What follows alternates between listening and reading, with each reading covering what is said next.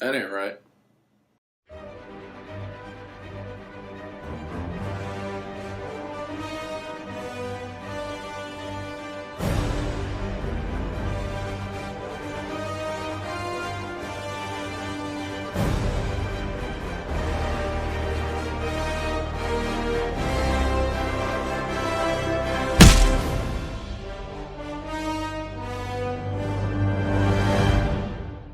That's right, today's topic is Logan. Now, for those of you that have not seen the film, don't worry, I'm going to be very spoiler free in this.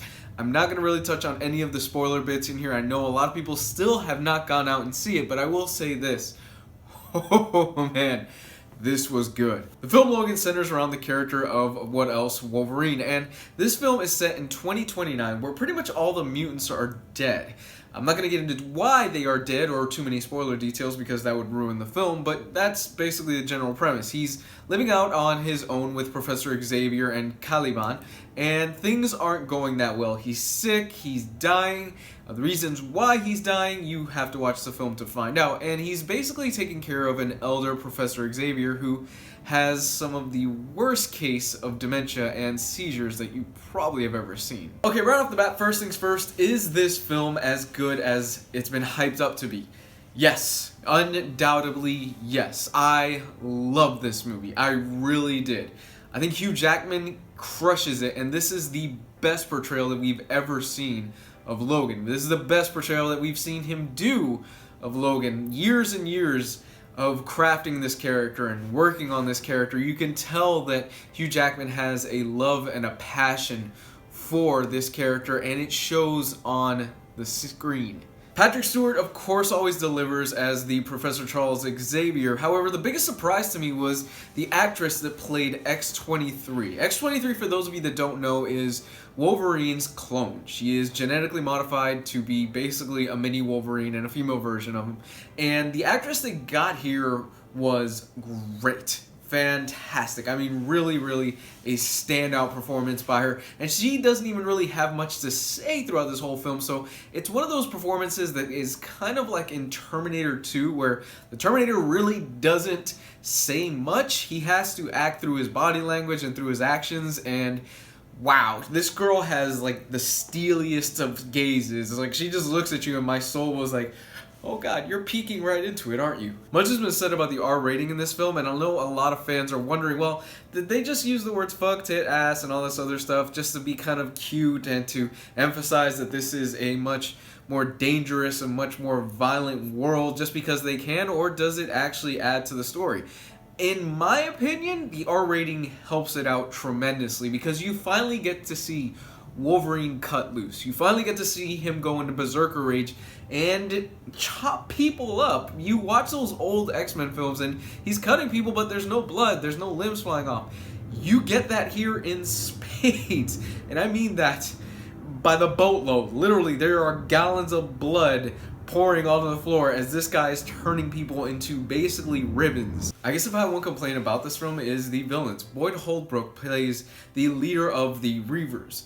And for the most part, the Reavers, they're really not three-dimensional characters. They're your kind of military stand-in, your stereotypical stuff because they're hunting down X-23. Once again, for what? I'm not going to get into that. But they are pretty much just there for Wolverine to cut through something. There's not much going on in terms of depth or in terms of characterization or anything like that, and Boyd Holbrook, for as great as he does, because he does do a really great job, he's really just there to kind of chew up the scenery a little bit, kind of talk with a southern drawl, because automatically if you have a southern drawl in these films, you tend to be a bad guy. It's kind of a stereotype that I'm kind of sick of. This seems to be a real common problem these days with a lot of comic book movies where the villain is, for the most part, two-dimensional. There's not much going on with him, but he's still a character that you love to hate. He does some really shitty things to a lot of people that you love in this film, and that kind of elicits an emotion out of you where you go, yeah, I can't wait for this asshole to get what's coming to him. I'm gonna go ahead and say it though, if you walk out of this movie theater and you don't feel some emotion, some sadness or anything like that, because the ending of this, make no mistake, is a tearjerker.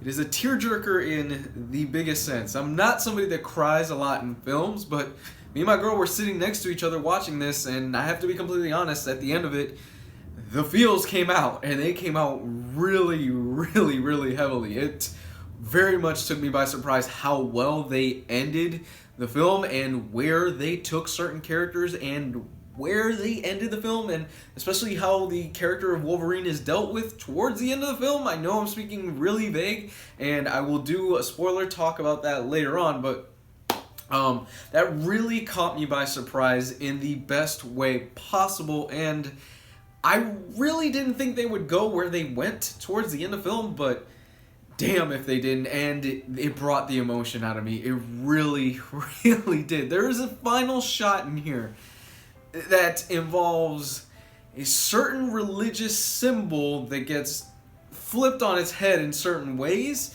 that I can see being one of the most iconic shots in comic book films. And if you've seen the film, you know what I am talking about.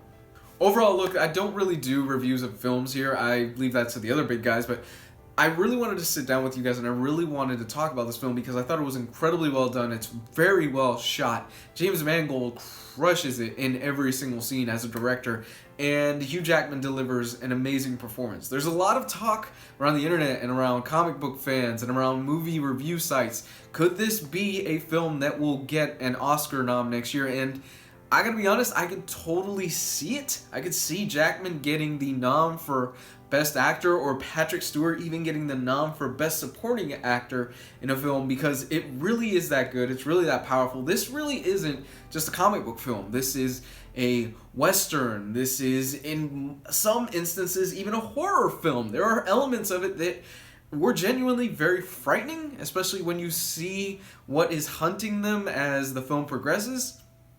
And overall, man, this was hands down one of the best comic book films that I have ever seen. I'm talking about like Dark Knight levels. And I know a lot of you guys out there are saying, oh man, Dark Knight's overrated, all this other stuff. Shut up. I put this up there with Dark Knight. I put this up there really with Dark Knight. It moved me. The action scenes were great. It was clear. You could see what was going on. None of this quick cut crap that's been going on in a lot of movie films. So with that said, really guys, go see this if you haven't seen it. Don't let it be ruined for you, and you're gonna laugh at the intro.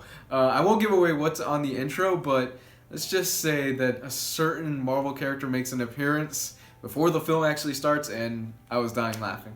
If this is your first time checking out my channel, I do weekly reviews of hardcovers, trade paperbacks, omnibuses, special editions, all that good stuff. You can follow me on Facebook and Twitter. It's found in the description below. And if you like this content and you want to keep supporting my channel, Patreon is found down below in the description. I love you guys. I'll speak with you soon. Bye.